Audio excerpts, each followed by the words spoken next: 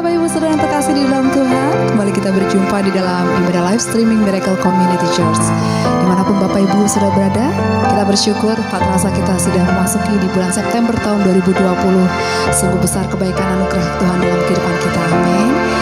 Mazmur 34 ayat 8 berkata, "Kecaplah dan lihatlah betapa baiknya Tuhan itu. Berbahagialah orang yang berlindung kepadanya. Takutlah akan Tuhan, hai orang-orang yang kudus, sebab tidak berkekurangan orang yang takut akan Dia. Singa-singa muda merana kelaparan, tetapi orang-orang yang mencari Tuhan tidak kekurangan sesuatu pun yang baik." Mari kita berdoa. Terima kasih Tuhan, kami bersyukur atas anugerah-Mu. Kami boleh ada sebagaimana kami ada saat ini. Terima kasih buat kebaikan-Mu, buat pertolongan-Mu di dalam hidup kami Tuhan. Kami bangga, kami bersyukur punya Allah seperti Engkau, Allah yang setia di pihak kami. Saat ini Tuhan, kami menaikkan pujian penyembahan kami yang terbaik hanya bagi-Mu.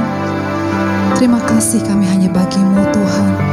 Semua umat Tuhan yang siap memuji dan menyembah Tuhan sama-sama katakan, amin. Mari kita tinggikan nama Tuhan. Dimanapun kau berada Bapak Ibu Saudara, mari nikmati anugerah Tuhan lebih lagi.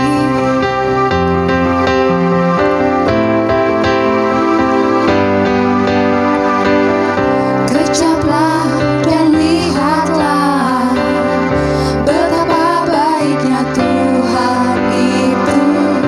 Rasakan dan nikmati kasih setia Tuhan, kasih setia Tuhan. Kecaplah dan lihatlah betapa baiknya Tuhan itu. Rasakan dan nikmati kasih setia Tuhan, kasih setia Tuhan. Syukur bagi-Mu Tuhan, segala hormat bagi-Mu Tuhan, Allah yang mengasihiku, Allah yang memeliharaku.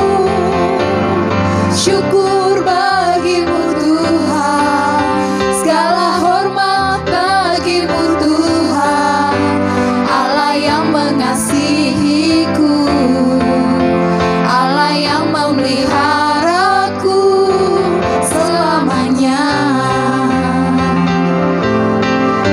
Tuhan Yesus sungguh baik, amin. Mari nyanyikan. Kecaplah dan lihatlah betapa baiknya Tuhan itu.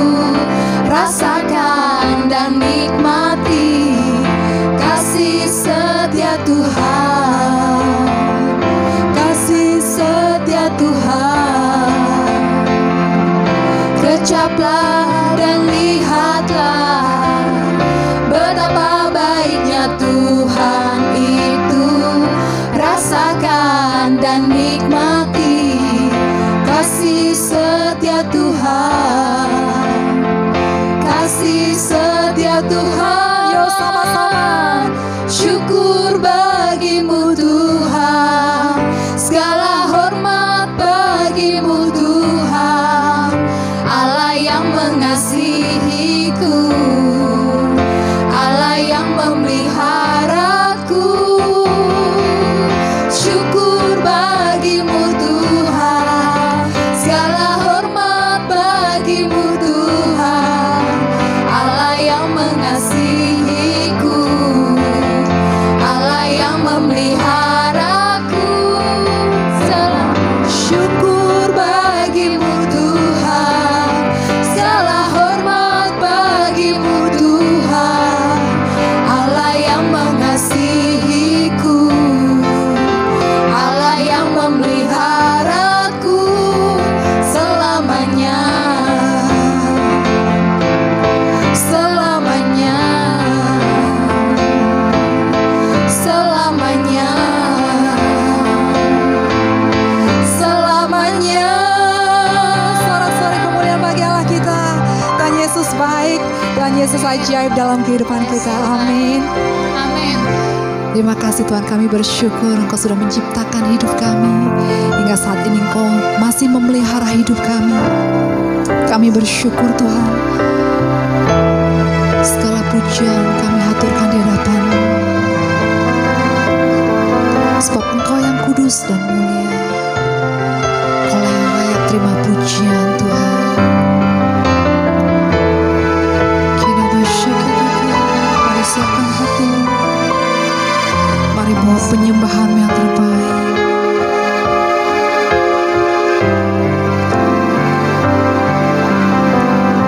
Kita bersyukur, Kau pencipta hidupku,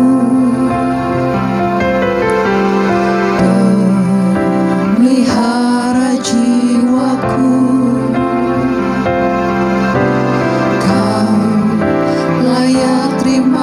Segala pujian ku naikkan syukurku.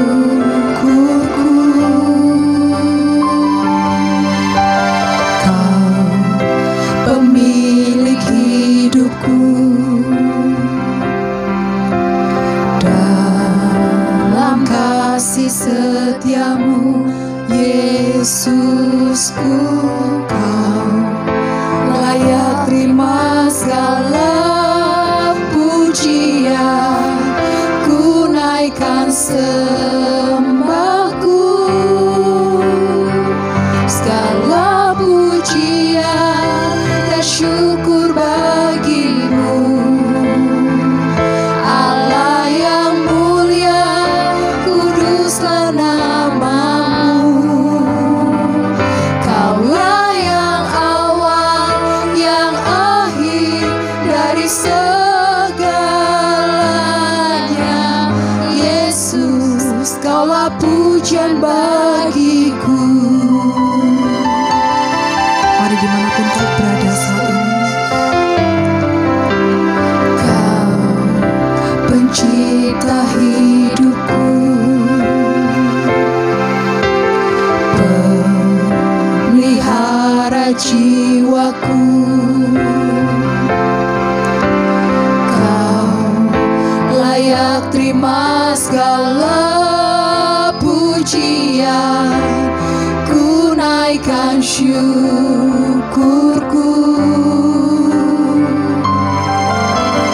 Kau pemilik hidupku,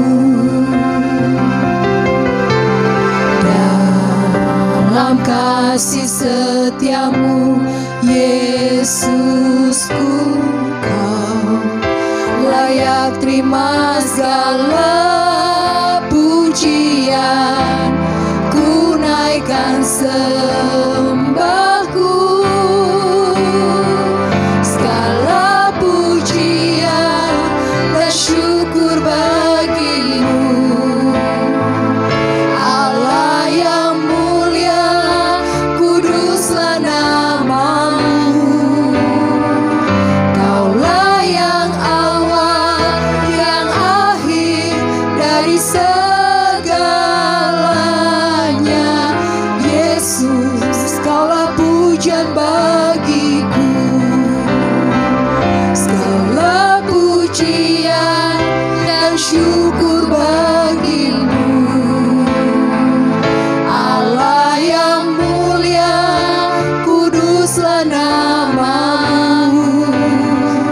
Kaulah yang awal, yang akhir dari segalanya. Yesus, Kaulah pujian bagiku. Segala pujian, dan syukur bagimu, hanya Kau Tuhan. Allah yang mulia, kuduslah nama-Mu. Kaulah yang awal, yang akhir dari segalanya. Yesus, Kaulah pujian bagiku. Kaulah yang awal dan akhir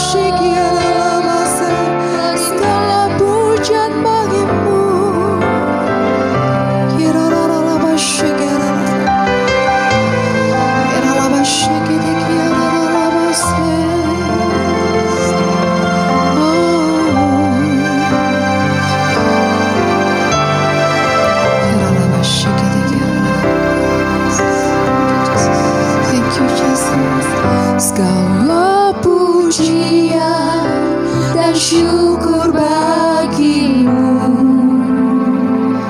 Allah yang mulia, kuduslah namamu. Kaulah yang awal, yang akhir dari segalanya.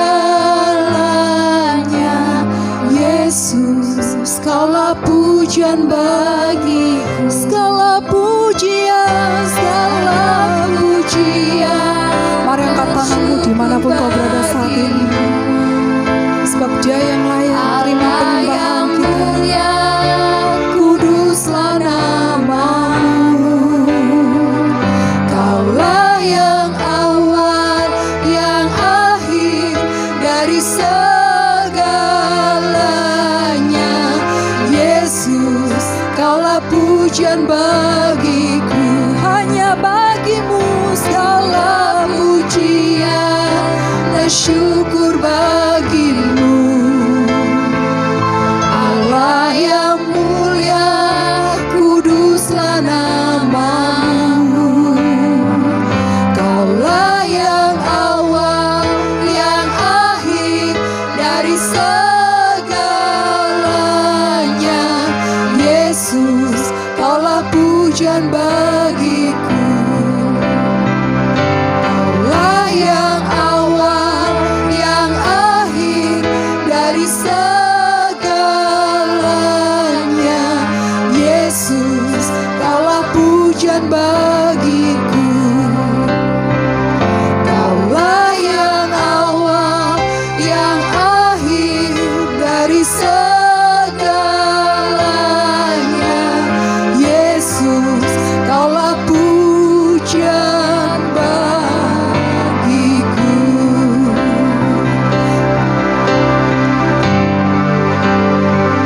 Ku percaya janji-Mu ajaib, terukir dalam kehidupanku. Ku berserah di dalam kekuatan-Mu, hanya Kau segalanya bagiku. Ku percaya janji-Mu ajaib, terukir dalam kehidupanku. Ku berserah di dalam kekuatan-Mu. Ku percaya.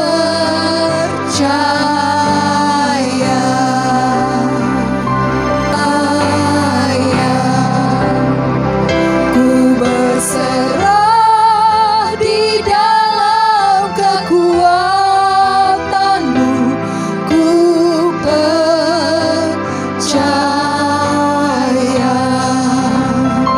Ku berserah di dalam kekuatan-Mu.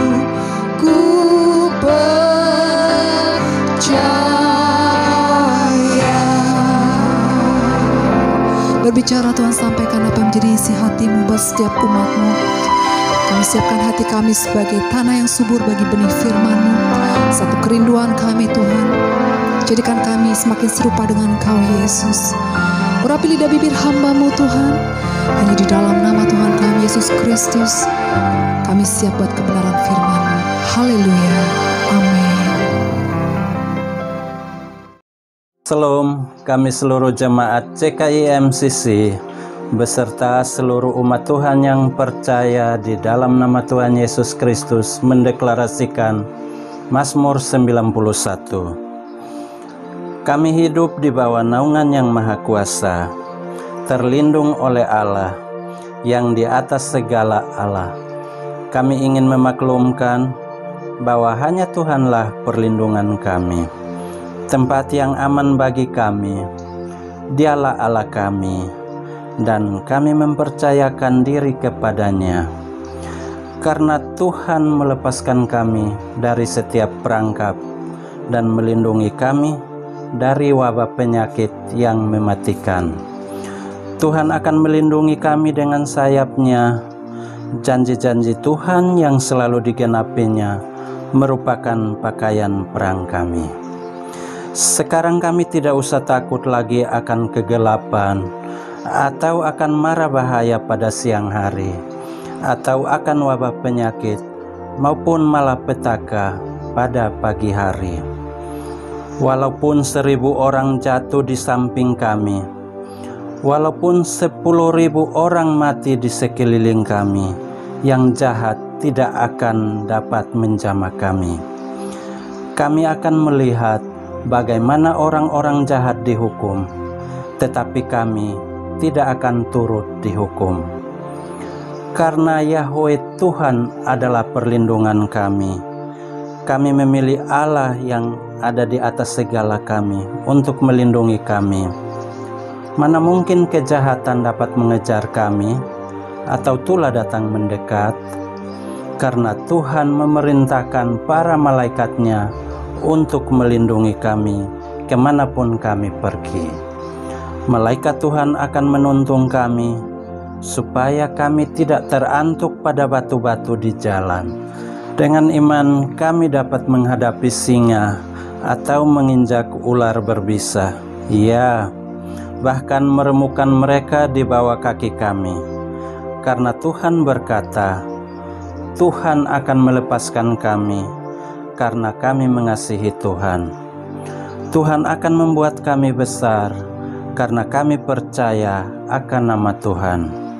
Pada waktu kami berseru kepada Tuhan, Tuhan akan menjawab.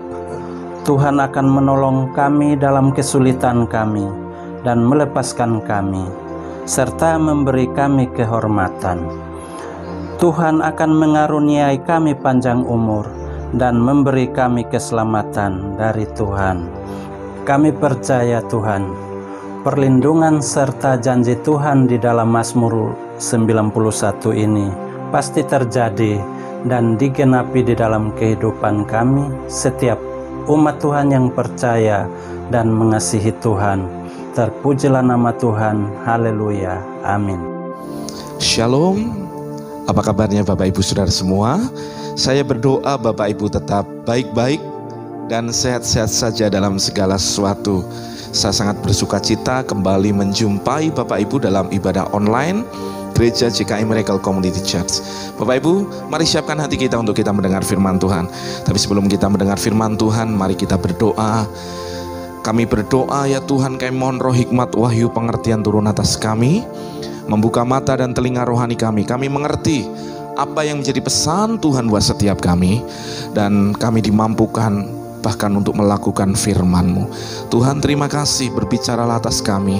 Kami siap mendengar roh-Mu yang akan menuntun kami kepada kebenaran-kebenaran-Mu, sehingga kami menjadi pribadi yang baru, pribadi yang terus ada dalam tuntunan Tuhan. Terima kasih, demi nama Yesus kami berdoa dan kami siap terima firman-Mu. Haleluya. Amin. Bapak Ibu, dalam hari-hari seperti ini perlu untuk kita semakin terus menggantungkan hidup kita kepada Tuhan. Penting bagi kita untuk kita terus membangun kehidupan untuk menanti-nantikan Tuhan dan bergaul dengan roh-Nya. Kita perlu untuk membangun kehidupan rohani kita semakin kuat, semakin berakar, bertumbuh, bahkan kita menjadi pribadi orang percaya yang berbuah di dalam Tuhan. Salah satu nubuatan yang disampaikan oleh Nabi Amos, dan saya percaya nubuatan ini sedang digenapi, terjadi bagi kita yang ada pada masa ini. Bapak Ibu bisa buka di dalam Amos pasal yang ke-8 ayat yang ke-11. Firman Tuhan berkata, sesungguhnya waktu akan datang, demikianlah firman Tuhan Allah, aku akan mengirimkan kelaparan ke negeri ini, bukan kelaparan akan makanan dan bukan akan kehausan akan air, melainkan akan mendengarkan firman Tuhan. Yang sepakat dengan saya katakan amin. Saudara, hari-hari ini betul saudara, seluruh dunia memang sedang mengalami masa pandemi. Mereka sedang mengalami masa-masa yang tidak mudah dihadapi.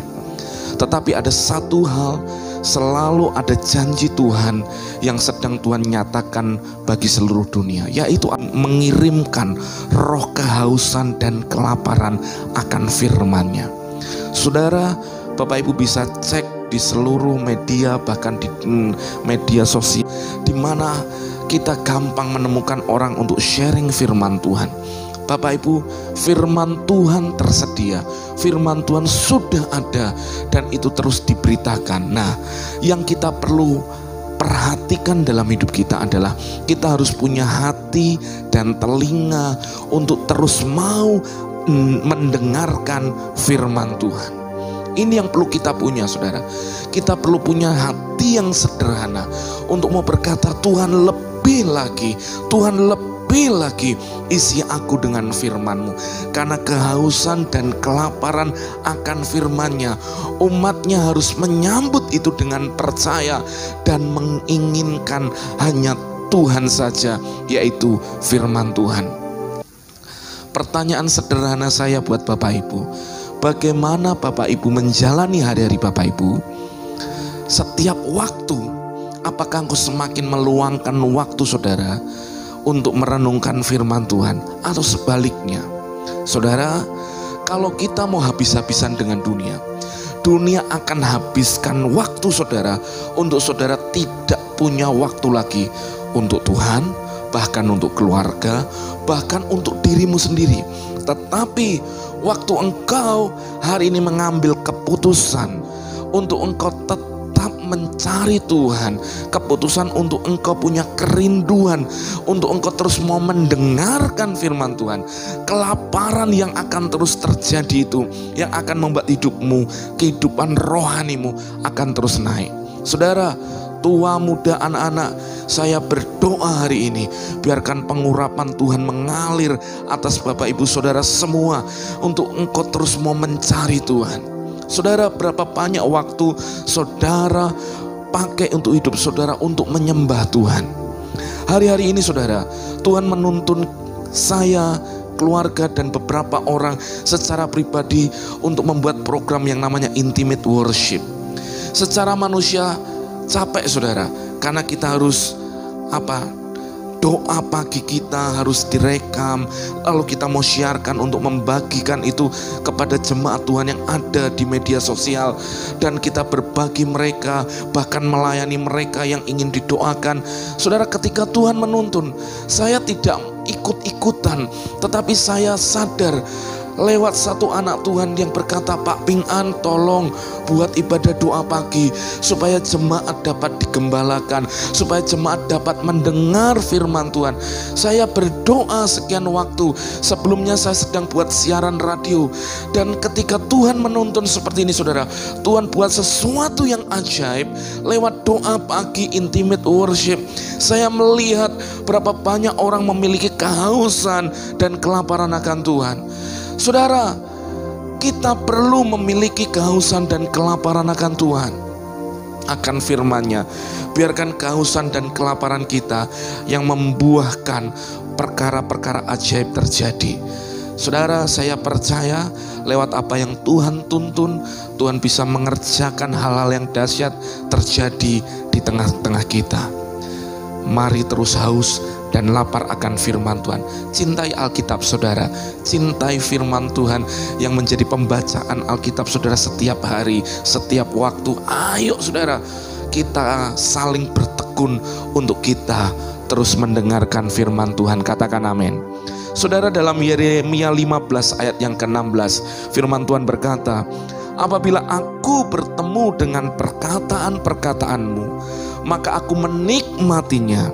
Firman-Mu itu menjadi kegirangan bagiku dan menjadi kesukaan hatiku, sebab nama-Mu telah disuruhkan atasku, ya Tuhan Allah semesta alam. Perhatikan, apabila kita mendengar firman, apabila kita terus merenungkan firman Tuhan, waktu kita bertemu bertemu dengan perkataannya, ada rema yang muncul dari perkataan firman Tuhan, iman kita bangkit, maka kita akan menikmati firman dan muncul sukacita dalam hidup kita. Kata kegirangan bicara, hati kita meluap dengan yang namanya sukacita. Kita akan menatap kepada dunia dan berkata, di tengah masalah pergumulan yang kita hadapi, kita akan berkata, Tuhan pasti tolong saya, Tuhan memberkati saya, Tuhan memberi jalan keluar bagi saya, Tuhan yang akan membuka pintu-pintu yang tertutup bagi saya. Saudara dengarkan baik-baik, waktu engkau bertemu dengan perkataannya, ada sukacita, ada yang namanya sukacita yang meluap, kegirangan yang terjadi. Sekalipun sana sini keadaannya mungkin tidak menentu, tapi hidup kita tidak dikendalikan oleh apa yang ada di luar, tapi hidup kita dikendalikan oleh perkataan firman yang menjadi rema dalam hidup kita. Katakan amin. Saya mau bernubuat buat Bapak Ibu Saudara, sekalipun mungkin keadaan pandemi ini membuat semuanya turun, keadaannya susah dihadapi, tapi saya mau berkata, orang benar akan berjalan makin lama makin terang hingga rembang tengah hari. Artinya apa? Kebenaranmu akan memancarkan bagaimana hidupmu berbeda. Dan saya percaya kalau hidupmu berbeda, Tuhan pasti memberkati hidupmu. Mari berkata dengan iman, mari berkata dengan yang namanya kepercayaan yang penuh bahwa Tuhan yang menjamin masa depanmu. Bahkan saya mau berkata, hidupmu tidak ditentukan oleh pekerjaanmu. Dengarkan baik-baik, memang engkau perlu bekerja, tapi pekerjaanmu, gajimu tidak menentukan upah berkatmu. Berkatmu ada karena engkau percaya firman-Nya, dan firman-Nya itu yang mendatangkan berkat bagimu. Firman Tuhan di dalam Amsal berkata, Tuhan memberkati orang-orang percaya justru waktu tidur. Artinya bicara apa? Justru waktu kita menyandarkan hidup kita kepada Tuhan, kita merenungkan firman Tuhan, ada kesukaan terjadi, anugerah Tuhan menuntun kita kepada berkat Tuhan. Firman Tuhan di dalam Amsal 23 berkata, Tuhan gembalaku yang baik, Ia yang membawa aku ke air yang tenang, takkan kekurangan aku. Dan saya berdoa Bapak Ibu hari ini dengan iman, dengan mantap engkau berkata, tidak ada kekurangan dalam hidupku. Sekalipun di sekeliling kita mungkin yang kita hadapi kenyataannya kita terus bergumul, tapi saya mau berkata, dalam iman engkau tetap melihat penyediaan Tuhan yang ajaib di dalam hidup Bapak Ibu. Mari Bapak Ibu, ayo bertemu dengan firman-Nya, bertemu dengan kebenaran firman-Nya. Itu yang akan mengubahkan hidup setiap kita. Nah, saya akan membahas ini dalam satu perikop.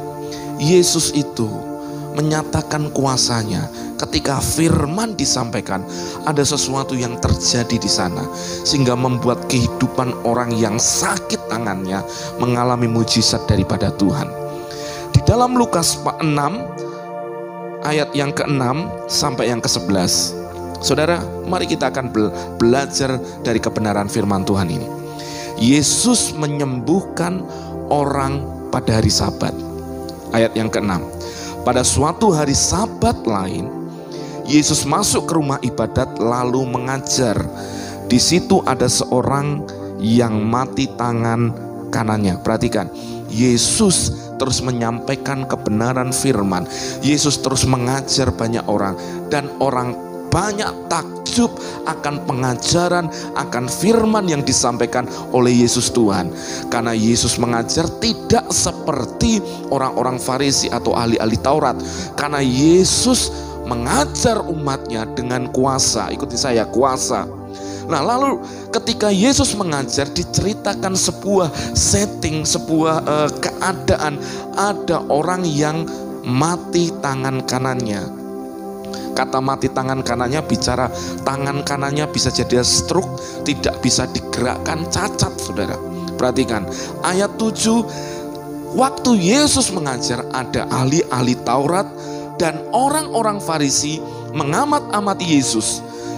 kalau ia menyembuhkan orang pada hari Sabat, supaya mereka dapat alasan untuk mempersalahkan dia.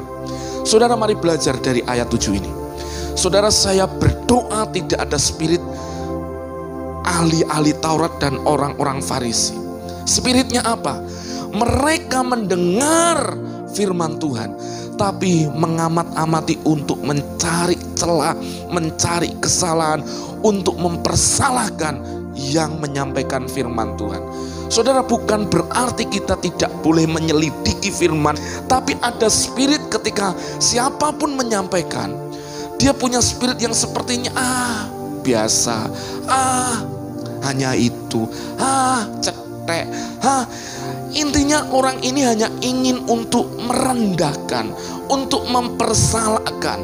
Perhatikan ini saudara, ketika Yesus mengajar, ahli-ahli Taurat dan orang Farisi mengamati untuk cari celahnya, untuk bisa menyalahkan untuk menganggap bahwa Yesus sesat, Yesus ini jahat, Yesus ini melanggar aturan.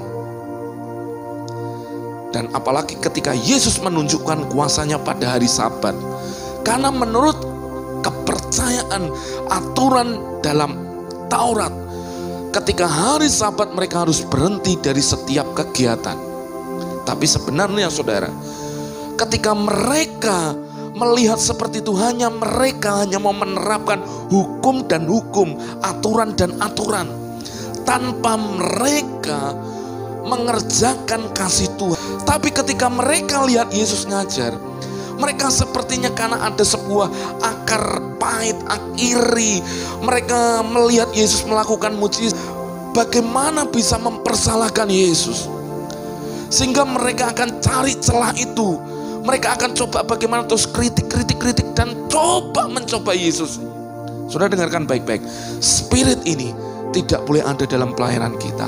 Spirit yang seperti ini tidak boleh ada dalam kehidupan kita orang percaya. Kalau ada spirit seperti ini saudara, itu akan membuat rusak tatanan sebuah pelayanan yang ada. Saya berdoa di dalam nama Yesus, kita hari ini dibersihkan dari spirit ini. Ini seperti spirit of Python saudara. Ketika Paulus melayani, tiba-tiba ada di belakang orang seperti teriak-teriak, oh ini hamba Allah luar biasa. Di dalam bahasa Inggrisnya, spirit yang seperti itu dikatakan spirit of Python. Saudara, kalau lihat ular piton, ular itu hanya belit tapi tidak langsung makan, tapi dia akan belit. Belit apa saudara? Membelit supaya kita tidak diarahkan kepada Tuhan, tapi kita diarahkan kepada yang namanya manusia kita. Maka Paulus ketika melihat itu, dia menghardik spirit itu dan roh itu lenyap. Saudara, saya mau berkata hari ini, tidak boleh dalam pelayanan kita ada spirit yang seperti ini. Kita harus melihat bahwa ketika firman Tuhan itu menegur, kita harus dengan hati yang sederhana menerima firman itu. Katakan amin, katakan haleluya. Saudara, biarkan firman Tuhan itu terus mengeksplorasi hati kita. Kalau ada tanah hati kita yang kurang baik, izinkan firman itu memperbaiki hidup kita. Termasuk saya sebagai hamba Tuhan. Ketika Tuhan tegur saya, mari miliki sikap hati untuk berkata, ya Tuhan, ampuni saya, luruskanlah aku untuk aku terus ada di jalan kebenaran-Mu. Katakan amin. Saudara, ayat yang ke-8 dikatakan, tetapi ia mengetahui pikiran mereka, lalu berkata kepada orang yang mati tangannya itu, bangunlah dan berdirilah di tengah. Maka bangunlah orang itu dan berdiri. Perhatikan ini, Yesus mengetahui pikiran mereka. Ini menunjukkan dia Tuhan. Yesus itu Tuhan, Allah yang maha tahu. Mereka baru batin di pikiran saudara. Mungkin mereka menatap, tapi Yesus tahu hati mereka, pikiran mereka. Maka Yesus menyuruh orang yang mati tangannya itu duduk di tengah. Tujuannya apa? Tuhan mau menunjukkan justru untuk menjungkir balikan kepercayaan orang-orang ahli Taurat dan orang Farisi yang salah. Mereka berpikir selama ini harus menjaga aturan agama dengan benar, harus melakukan ini, ada hukum-hukumnya. Dengarkan baik, kekristenan bukan masalah aturan. Aturan itu baik, tapi kalau aturan hanya ditegakkan hanya untuk aturan dan aturan, itu akan cenderung menghakimi dan mempersalahkan orang. Makanya saudara, di bawah hukum Taurat, kita akan coba menyalahkan orang, melihat kesalahan orang, tapi kita nggak melihat ada balok di mata kita. Makanya dalam satu pasal, Yesus menegur orang-orang ahli Taurat dan orang-orang Farisi dengan berkata bahwa engkau ini munafik. Yesus marah, saudara. Justru merekalah yang menutup jalan kebenaran, menutup pintu surga, sehingga orang-orang ini tersesatkan. Kekristenan bicara hubungan pribadi. Yesus yang Allah yang turun jadi manusia untuk menyelamatkan manusia, untuk membawa mereka yang tersesat kepada kebenaran. Tapi jadi masalah buat orang yang merasa dirinya lebih baik daripada orang lain, merasa dirinya jauh lebih benar daripada orang lain. Ketika Yesus tahu pikirannya, orang-orang Farisi dan ahli Taurat, maka orang yang mati tangan kanannya tadi, saudara, disuruh di tengah. Untuk apa? Untuk menunjukkan kepada mereka, ini yang kamu pikirkan membuat masalah dalam pikiranmu untuk aku cari celah. Lalu dalam hikmat Tuhan yang luar biasa, Yesus bertanya. Lalu Yesus berkata kepada mereka, aku bertanya kepada kamu, manakah yang diperbolehkan pada hari Sabat, berbuat baik atau berbuat jahat, menyelamatkan nyawa orang atau membinasakannya? Saudara, pertanyaan ini sebenarnya menemplak kepada orang-orang Farisi dan ahli Taurat.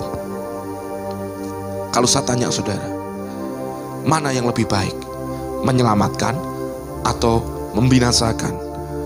Berbuat baik atau berbuat jahat?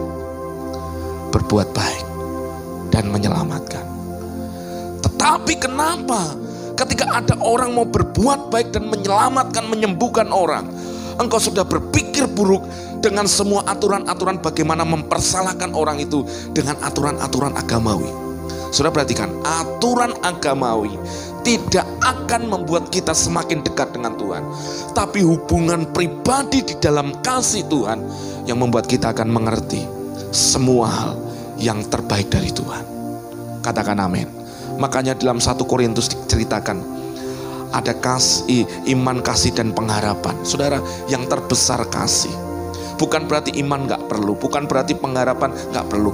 Tapi kalau ada kasih, kasih yang menutupi pelanggaran, kasih yang menutupi dosa, kasih itu saudara, dia mengharapkan segala sesuatu, dia menjadi dasar. Kalau ada kasih, hidup kita akan mengalami yang namanya kehidupan yang berbeda. Kalau dalam hidupmu ada kasih, engkau ketika ada orang yang kesusahan, engkau gak akan mentertawakan bahkan menghakimi dia, tapi justru engkau akan berkata, Tuhan tolong dia, Tuhan berkati dia, Tuhan kau akan berdoa dalam belas kasihan bagaimana orang ini juga mengalami anugerah berkat Tuhan. Tapi kalau hidupnya ada dalam aturan-aturan, ketika melihat orang yang kekurangan, orang yang miskin, orang yang sakit, yang dipikirkan ada dosa apa, salah apa yang diperbuatnya, saudara, kecenderungan menghakimi itu akan membuat kita ini akan menjadi orang yang munafik. Tunjukkan kepada siapa manusia di dunia ini yang sempurna. Semua sedang dalam pembaharuan budi, terus dibaharui, terus disempurnakan. Tapi hati kita harus dipenuhi dengan kasih, supaya kita melihat bahwa Tuhan jauh lebih mengasihi orang itu daripada kita. Ketika Tuhan bertanya seperti ini, orang Farisi dan ahli Taurat diam, saudara. Tidak bisa lakuin apa-apa. Ini menunjukkan apa? Mereka tidak bisa jawab dalam hikmat Tuhan. Ayat 10-nya. Sesudah itu ia memandang keliling kepada mereka semua, lalu berkata kepada orang sakit itu, ulurkanlah tanganmu. Orang itu berbuat demikian dan sembuhlah tangannya. Perhatikan ini saudara. Kata Yesus memandang sekeliling. Sebenarnya Yesus ingin menunjukkan, nih orang nih yang sedang berdiri di depan nih. Lebih baik mana? Orang ini disembuhkan atau orang ini tetap cacat tangan kanannya? Dia tunjukkan itu. Dia coba lihat mata-mata yang memandang kepada dia, yang awalnya ingin mempersalahkan. Lalu Yesus berkata, ulurkan tanganmu kepada orang yang tangan kanannya mati tadi. Saudara, pertanyaannya gini. Saya ketika membaca ayat ini muncul rema dalam hati saya. Waktu Tuhan berkata, ulurkanlah tanganmu. Pertanyaannya, tangan mana yang akan kau ulurkan kepada Tuhan? Coba renungkan sejenak. Ketika Tuhan berkata, ulurkanlah tanganmu, mana yang akan kau bawa kepada Tuhan? Tangan kiri kah yang sehat? Atau tangan kanan kah yang sedang mati? Berarti di sini saudara, sama ketika Tuhan berkata kepada Bartimius, apa yang hendak aku perbuat bagimu? Apa yang kau mau sodorkan kepada Tuhan? Hal yang lain atau kebutuhanmu karena engkau ingin melihat seperti Bartimius? Sama kepada yang tangan kanannya mati, ada dua pilihan, untuk menyodorkan tangan kirinya yang sehat atau justru tangan kanannya. Kalau diceritakan tangan kanannya ini mati saudara, berarti waktu Tuhan berkata ulurkan tanganmu, orang yang sakit ini berarti dia dengan iman mengulurkan tangan kanannya. Padahal tangan kanannya mati. Berarti dia mempercayai perkataan Tuhan dan membuat ujungnya nanti orang ini mengalami mujizat dan kesembuhan daripada Tuhan. Ketika saya merenungkan firman Tuhan ini, muncul sebuah rema yang berkata ini, kalau engkau datang kepada Tuhan, jangan bawa kebisaan saudara, jangan bawa kepintaran saudara. Kepintaran kita ini saudara hanya segede bakpao otak kita saudara. Ada orang yang lebih pintar lagi. Jangan bawa kesombongan kita untuk kita hadapkan sama Tuhan, tapi bawa yang lemah itu kepada Tuhan. Biarkan Tuhan yang mengangkat dan menguatkan hidup saudara. Kalau engkau datang kepada Tuhan hari ini, kalau Tuhan bertanya padamu, ulurkanlah tanganmu, mana yang saudara akan bawa? Kalau engkau hanya bawa yang bisa saudara, engkau gak akan mengalami apa-apa. Tapi yang lemah ketika engkau sodorkan kepada Tuhan, dia Tuhan yang penuh kasih, dia Tuhan yang penuh belas kasihan. Dia pasti menyembuhkan, memulihkan, menolong, dan memberkati Bapak Ibu Saudara semua. Katakan amin. Kalau hari ini engkau berkata, Pak, saya punya masalah kesulitan dalam ekonomi, Pak, saya punya kesulitan di dalam masalah keluarga, orang tua anak saya kurang baik, orang kondisi keuangan kurang baik, bahkan ada sakit saudara, mana yang akan kau sodorkan? Waktu engkau tepat menyodorkan apa yang memang menjadi kebutuhan utamamu kepada Tuhan, Tuhan akan memulihkan dan menyembuhkan itu. Katakan amin. Jangan bawa kepada Tuhan kebisaan saudara. Tuhan itu maha kuasa. Biarkan rendahkan dirimu di bawah tangan Tuhan yang kuat. Biar dia mengangkat engkau pada waktunya. Katakan amin. Katakan haleluya. Saudara, ayat 11 dikatakan, maka meluaplah amarah mereka, lalu mereka berunding apakah yang akan mereka lakukan terhadap Yesus. Coba perhatikan nih saudara, spirit ini itu mengerikan.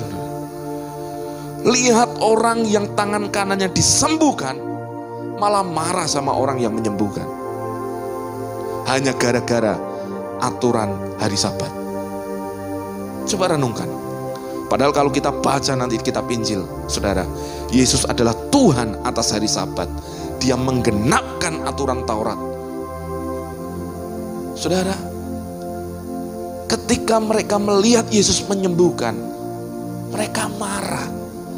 Berarti dalam hati mereka itu, saudara, memang awalnya penuh dengan hal yang najis dan jahat sekali. Orang yang seperti ini, saudara, gak akan ngalami mujizat Tuhan. Tapi orang yang sederhana datang pada Tuhan, ngalami mujizat Tuhan. Bahkan mereka berunding ingin ngapain kepada Yesus. Loh saudara, kalau suatu kali nih kita ibadah di gereja kita, tiba-tiba ada satu hamba Tuhan yang dipakai untuk kesembuhan ilahi, banyak orang doakan mengalami mujizat Tuhan. Harusnya saya sebagai gembala melihat apa yang Tuhan kerjakan dalam pelayanan, saya senang, saya bangga banyak orang disembuhkan. Justru nggak boleh marah. Nah ini yang kesebaliknya, orang Farisi malah marah. Lihat yang lain sakit disembuhkan, marah dia. Pertanyaannya, marah untuk apa? Saudara, hal yang seperti ini tidak boleh ada dalam pelayanan kita, dalam ibadah kita. Kalau ada orang-orang yang dimunculkan, dipakai Tuhan lebih hebat daripada kita, untuk mengajar lebih dahsyat dari kita, punya hikmat yang lebih baik daripada kita, bersyukurlah. Makanya firman Tuhan berkata, bersukacitalah dengan orang bersukacita, menangislah dengan orang menangis. Tapi itu tidak mudah. Banyak orang bersukacita waktu lihat orang nangis, tapi nangis kalau lihat orang bersukacita. Hari ini seperti itu, saudara. Bahkan saya sebagai hamba Tuhan, sebagai gembala, saya berkata, kalau ada di antara Bapak Ibu yang dipakai Tuhan luar biasa, dipakai dengan kedahsyatan, dipakai untuk melakukan tanda-tanda ajaib, bahkan kalau itu pun jemaat sekalipun, saya bangga. Dan bahkan saya sebagai gembala akan promosikan saudara. Saya nggak takut tersaingi, saudara. Kenapa? Karena semua sedang bekerja bagi kemuliaan Tuhan. Saya bersyukur Tuhan kirim orang-orang yang luar biasa. Saya mau cerita kesaksian. Saya ketemu dengan Ibu Pendeta Malsen.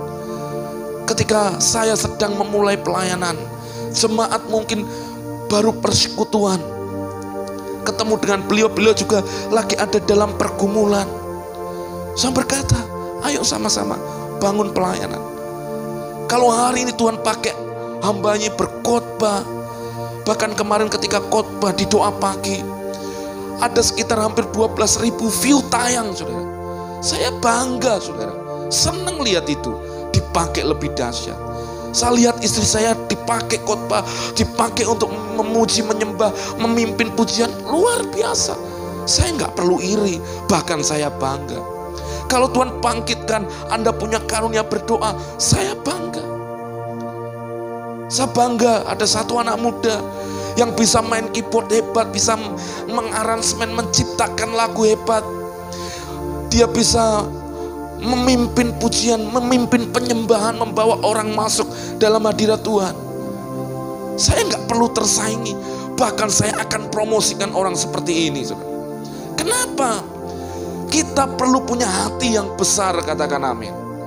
Karena pelayanan bukan bicara kita, pelayanan bicara tentang Tuhan yang memakai hidup setiap kita. Kenapa? Di dalam sel group saya minta Bapak Ibu yang melayani sebagai pengerja untuk menyampaikan firman Tuhan. Saya tidak perlu tersaingi. Bahkan ketika ada orang-orang Tuhan munculkan mulai berkhotbah di media, saya bangga, saudara. Kenapa? Karena orang-orang seperti inilah yang mereka yang akan terus bergerak, dipakai Tuhan luar biasa. Jadi saudara, bicara pelayanan, kita harus belajar punya hati seperti Yesus. Ketika Yesus menyampaikan firman, firman itu menjadi rema dan mulai memulihkan, menyembuhkan orang karena ada kasih yang keluar di sana. Hal yang sama hari ini di ibadah online hari ini, saya mengajak kita semua, Anda yang menyaksikan siaran live streaming ini, saudara, dimanapun Anda digembalakan, saudara akan melihat banyak hal. Ada gereja macam-macam, ada pendeta yang modelnya macam-macam. Saya hanya berkata hari ini demi kasih Tuhan, belajar untuk melayani dengan kasih. Waktu kasih itu ada, engkau melayani dengan ketulusan, percayalah, Tuhan akan promosikan hidup saudara. Tuhan memberkati pelayanan saudara, dan Tuhan yang akan mengangkat pelayanan saudara. Betul, saudara.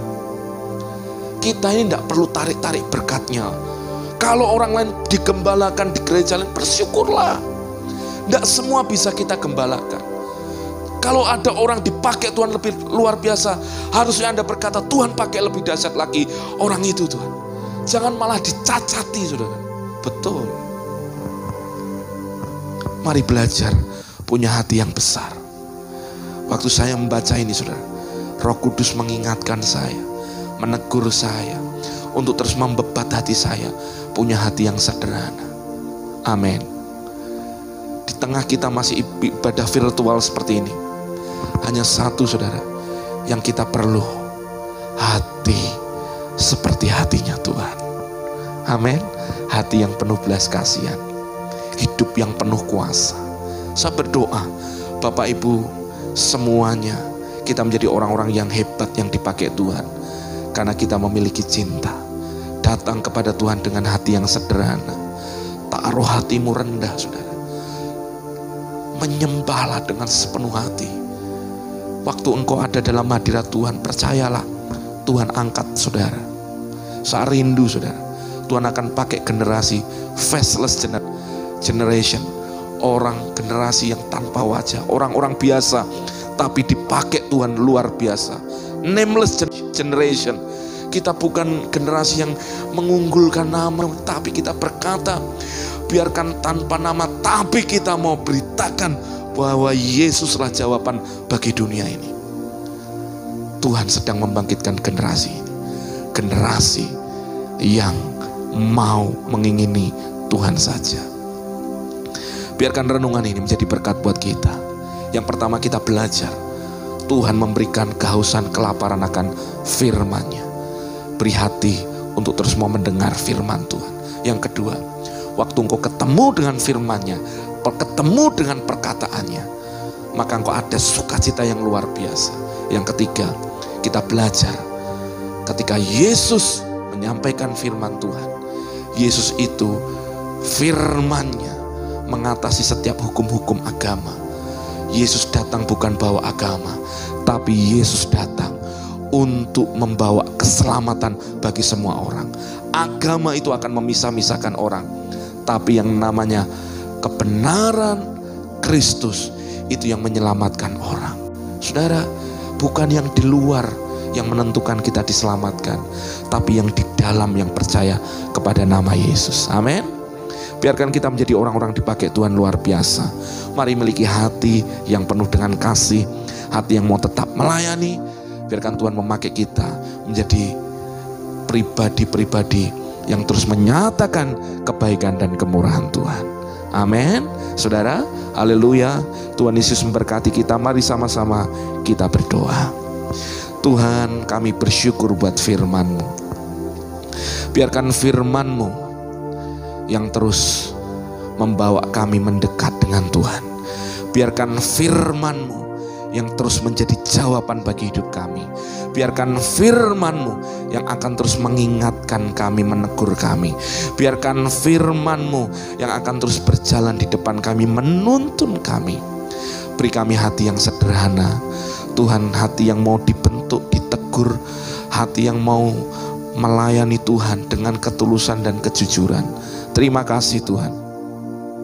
Biarkan ajari kami memiliki hati yang penuh dengan kasih. Terima kasih Tuhan. Terima kasih Tuhan. Terima kasih. Hamba-Mu sudah selesai menyampaikan firman. Biarkan Tuhan, berkat Tuhan ada atas seluruh jemaat Tuhan dimanapun mereka berada. Demi nama Yesus kami berdoa, kami mengucap syukur. Haleluya. Amin. Bapak Ibu, sama-sama kita akan masuk dalam sakramen perjamuan kudus. Bapak Ibu bisa persiapkan roti dan anggur. Bapak Ibu bisa gantikan dengan apa yang ada di rumah. Kalau nggak ada anggur, pakai air putih, teh, atau nggak apa-apa. Kalau nggak ada roti hosti, sudah bisa gantikan dengan lain. Kita percaya dalam iman dalam persekutuan dengan tubuh dan darah Kristus, kita terima janji Tuhan dalam hidup kita. Mari angkat roti tinggi di atas kepala kita. Firman Tuhan berkata, pada malam sebelum ia diserahkan, ia mengambil roti, mengucap berkat dan berkata, inilah tubuhku yang terpecah-pecah bagi kamu. Ambillah, makanlah, sebab setiap kali engkau memakannya, engkau mengingat dan memberitakan kematian Tuhan sampai Tuhan Yesus datang. Saudara, tubuhnya tercapik-capik, tubuhnya terpecah bagi kita, supaya kita terima keselamatan. Tubuhnya dicambuk, dirajam, dipakukan di atas kayu salib, semua demi menyatakan bagaimana Tuhan Yesus sangat mengasihi kita. Kita yang harusnya disalib, tapi Tuhan gantikan kita. Tapi oleh kasih karunia-Nya, engkau diselamatkan. Bapak Ibu saudara kasih Tuhan, bukankah roti yang atasnya kita ucapkan syukur adalah persekutuan dengan tubuh Kristus? Engkau yang percaya, mari makan di dalam nama Yesus.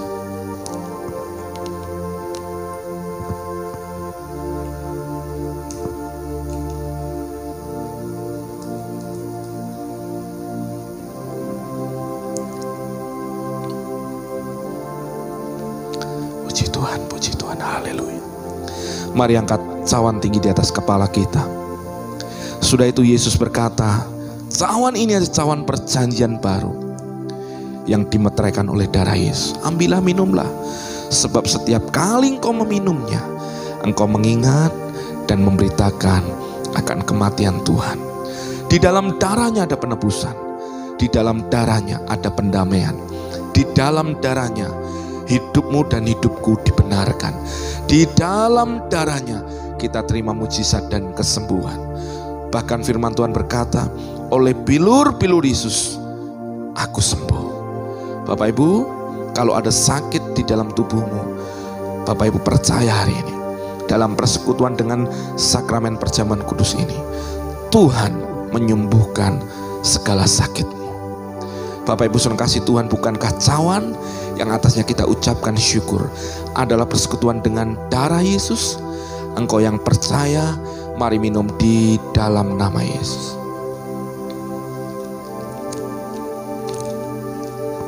Haleluya. Kami bersyukur buat sakramen perjamuan kudus. Kami melihat semuanya di dalam anugerah dan kebaikan Tuhan. Terima kasih Tuhan. Terima kasih Tuhan. Engkau Tuhan yang ajaib bagi kami. Engkau Tuhan yang luar biasa bagi kami. Berkati bangsa kami Indonesia. Berkati Tuhan, Indonesia pulih dari segala keadaan yang dihadapi hari-hari ini. Indonesia pulih Tuhan, bebas dari pandemi ini. Indonesia tetap jaya, maju. Tidak terjadi yang namanya resesi. Kami berkata Indonesia tetap diberkati Tuhan. Perekonomian bangsa ini diberkati Tuhan. Rakyatnya sejahtera, makmur terjadi atas bangsa kami Tuhan. Berkati pemimpin bangsa kami, presiden, wakil presiden dan semua jajaran diberkati Tuhan. Terima kasih Tuhan. Kami bersyukur buat ibadah kami. Terima kasih Tuhan demi nama Yesus. Mari Bapak Ibu yang dikasih Tuhan, angkat kedua tangan kita. Kita mau terima berkat daripada Tuhan. Firman Tuhan berkata, diberkati ketika engkau masuk, diberkati juga ketika engkau keluar. Tuhan yang membuat hidupmu terus naik-naik dan tidak pernah turun. Engkau yang jadi kepala dan bukan ekor. Apa saja yang dikerjakan tanganmu, semuanya membuahkan hasil. Di tangan kananmu Tuhan memberikan umur panjang dan sehat. Di tangan kirimu Tuhan memberikan kekayaan dan kehormatan. Engkau akan disebut orang-orang yang berbahagia di muka bumi ini. Kebajikan dan kemurahan saja mengejar hidupmu seumur hidupmu. Diberkati rumah tanggamu, diberkati pernikahanmu, diberkati anak-anakmu, diberkati studi anak-anakmu, diberkati keuanganmu, diberkati semuanya di dalam anugerah dan kebaikan Tuhan. Engkau melihat kelimpahan terjadi dalam hidupmu.